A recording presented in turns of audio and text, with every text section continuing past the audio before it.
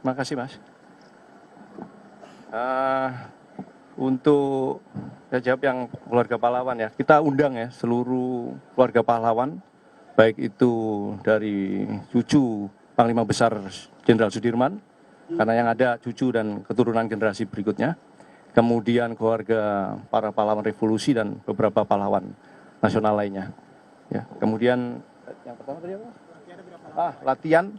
Latihan kita sudah berjalan mulai tahap persiapan, perencanaan, kemudian sampai dengan hari ini beberapa latihan itu sudah berjalan 1 bulan. Ya, baik itu latihan parsial, secara perbagian, kemudian mulai latihan baik gladi kotor mulai hari Senin kemarin sampai dengan saat ini. Ya, alhamdulillah berjalan lancar. Ya, Mbak, silakan. Izin Pak, Aan dari kedaipena.com. Dalam slogannya itu ada TNI Rakyat. Apakah ini menjadi salah satu narasi dari TNI mau menunjukkan bahwa masyarakat itu tidak perlu takut kepada TNI? Ya, pasti Mbak. Ya, jadi saya sering dapat pertanyaan dari rekan-rekan wartawan terkait ini ya.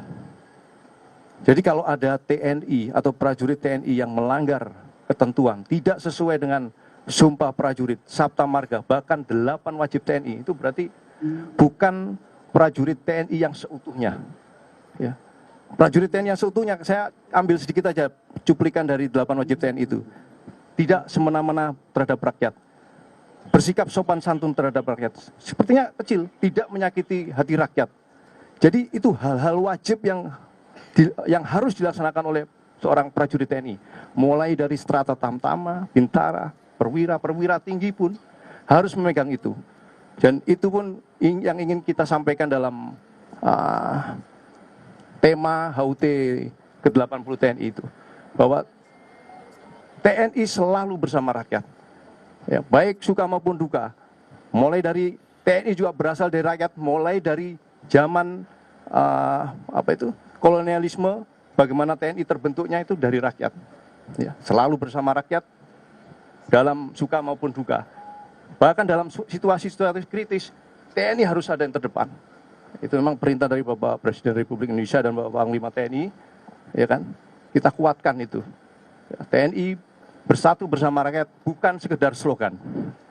Ya, saya ulangi lagi, bukan sekedar slogan, tapi harus diwujudkan dalam aksi nyata dalam kehidupan sehari-hari. Saya sangat berterima kasih pada rekan-rekan media, ya, infokan, laporkan apabila ada pelanggaran.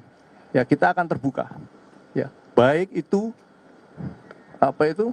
pelanggaran yang dilaksanakan oleh personil prajurit TNI, ya, dalam kehidupan bermasyarakat, kehidupan sosial bermasyarakat, infokan kepada kami. Pasti kami akan tindak lanjuti. Jangan ragu, jangan ada penyampaian bahwa hanya artis, laporan artis yang akan ditindaklanjuti. Tidak, ya. Setiap laporan akan ditindaklanjuti. Ya, percaya sama saya. Ya, nanti sampaikan. Nomor saya jelas, silakan tanya kalau misalnya ada hal-hal yang perlu disampaikan. Saya kira itu, Mbak, ya. Terima kasih, Mbak. Terakhir ya, Jumatan. Izin Pak, saya Eril dari Kompas TV. Yang pertama ingin menanyakan terkait dengan seragam baru Pak PDL ini. Iya. Apakah akan digunakan pada tanggal 5 Oktober mendatang, dan mungkin boleh dijelaskan Pak terkait dengan kegunaan dari seragam baru ini seperti apa sih Pak? Mungkin kan banyak yang belum tahu. Ya. Lalu kedua, mungkin dalam ke-80 tahun ini Pak TNI, apakah ada upaya-upaya baru dalam meningkatkan kesejahteraan dari prajurit Pak? Terima kasih. Ya, terima kasih dari Kompas. Terkait dengan seragam TNI yang baru ini ya, sudah disampaikan oleh Wakil Panglima TNI beberapa hari yang lalu, dan sudah ada keputusan dari Bapak Panglima tentang penggunaan seragam corak baru, ya, sage dengan warna sage green, ya kan, seperti yang rekan-rekan media lihat di sini dan mungkin lihat di beberapa pasukan dan menggunakan, bahwa prajurit juga menggunakan ya. Setelah melalui pengkajian ya terkait dengan secara fungsi maupun secara nilai penampilan ya, performance, secara fungsi ya dari sisi tempur ya kan, bagaimana warna menyesuaikan dengan vegetasi Indonesia ya kan, pewarnaannya, kemudian bagaimana tingkat kenyamanan dalam penggunaan ya, itu maka dipilihlah corak ini ya, corak PDL TNI baru ya, dengan pola digital. ya, bahwa di kita lebih kecil dari PDL Malvinas itu, ya. Dan itu pastinya akan memberikan rasa kebanggaan pada prajurit, ya. Kemudian akan secara tidak langsung akan meningkatkan militansi dalam setiap kegiatan yang diemban, ya. Kemudian apa tadi yang kedua, Mas?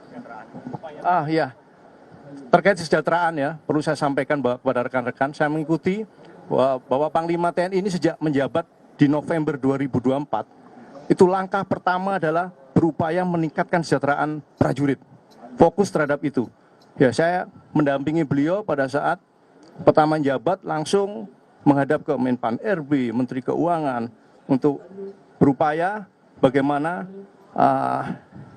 kesejahteraan personil itu, kesejahteraan prajurit itu disesuaikan dengan indeks beban kerja prajurit, ya, mulai dari tunjangan kinerjanya, uang lauk pauknya, uang makan operasi latihannya, ya, semua diupayakan untuk peningkatan, dan alhamdulillah sudah mulai peningkatan walaupun memang disesuaikan dengan kemampuan negara. Ya, saya kira itu cukup, ya. Terima kasih. Nanti akan bertahap diganti. Ya, terima kasih semuanya. Nanti ketentuan menyusul, ya Mbak, ya. Nanti diinfo.